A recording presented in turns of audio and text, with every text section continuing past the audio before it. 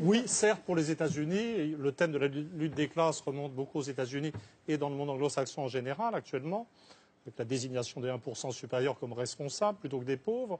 Mais quand même, l'Europe, c'est intéressant.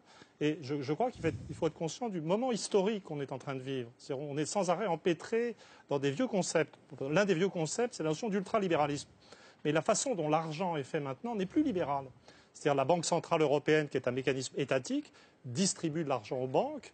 Et les banques, ensuite, reprêtent cet argent aux États, qui elles-mêmes prélèvent des impôts qui permettent d'extraire de l'argent des populations. C'est plus le libéralisme, c'est un nouveau système. Je veux dire, de même, on entend des gouvernants qui votent des budgets d'austérité utiliser toujours le mot démocratie. Mais qu'est-ce que ça veut dire, démocratie? C'est un gouvernement de technocrates qui imposent des choses, etc. Edgar Morin faisait très justement référence aux années 30 et soulignait, en fait, si je me souviens correctement, que quand même le nazisme était arrivé par en haut.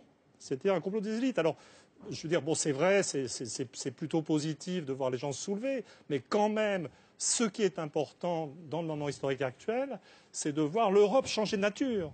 C'est-à-dire, c'était une association de démocratie, c'est devenu un système de prélèvement du surplus de manière autoritaire par la Banque centrale, ça s'est transformé en système hiérarchique avec l'Allemagne à la tête et son brillant second, la France, et en vérité, ça devient un système qui détruit la démocratie. Je veux dire, ce qui se passe actuellement en Grèce, c'est la destruction de la démocratie par l'Europe. Et comme le mécanisme est très général, comme le processus de destruction se fait comme dans la naissance du fascisme et du nazisme, en fait, au-delà de l'agitation populaire, etc., par en haut, je veux dire, c'est un complot des élites, je dois être un complotiste, en fait, dans un sens, un complot des élites, je pense qu'on peut commencer à spéculer sur l'intérêt du concept d'eurofascisme.